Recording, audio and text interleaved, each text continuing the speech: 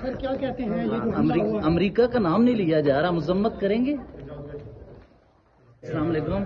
Trump کے Nobel انعام کے آپ بھی حامی ہیں؟ آپ بھی ٹرمپ کے نوبل انعام کے پاسبل نہیں ہے.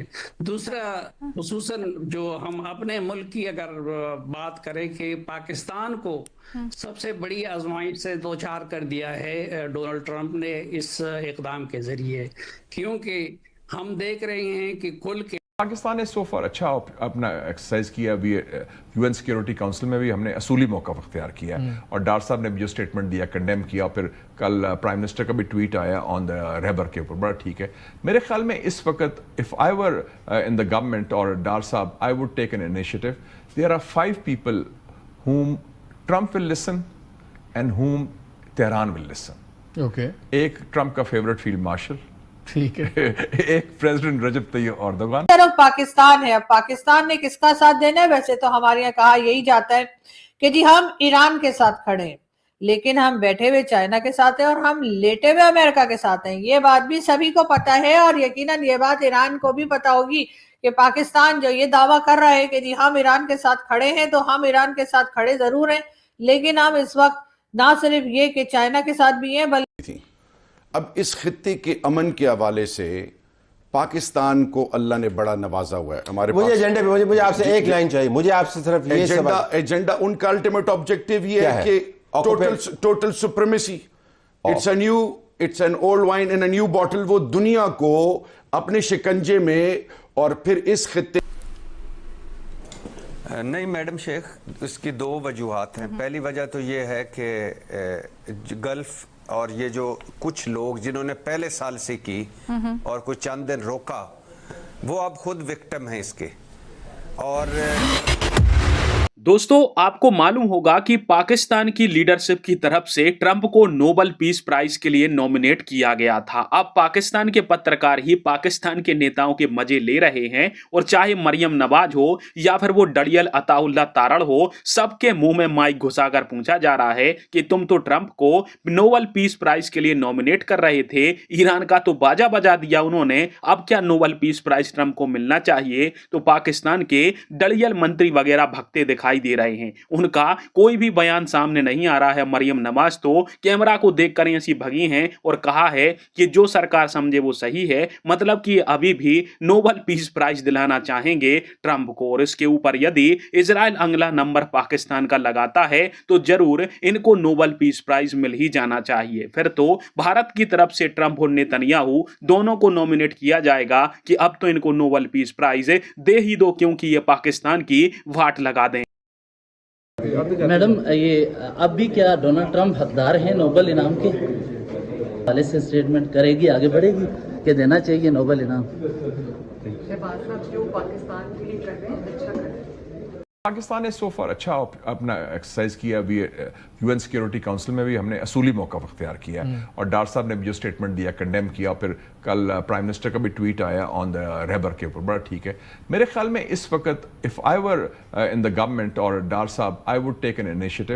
دیر are 5 people whom Trump will listen and whom Tehran will listen.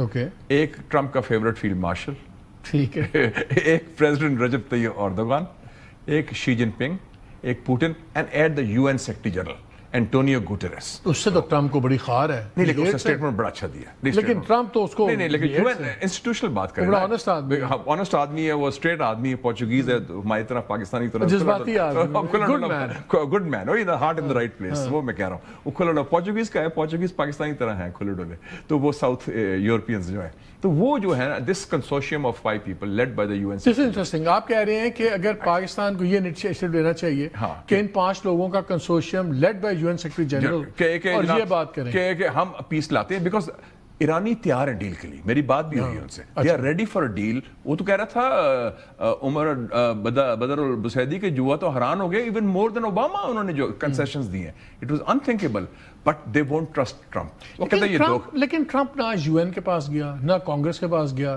تو اب اگر آپ یہ گروپ اکٹھا کر بھی لیں تو کیوں ان سے بات کریں؟ ٹرمپ کا کوئی دین ایمان نہیں، وہ loyal to his objective, stay on اور you can do a U turn immediately, it doesn't make a difference.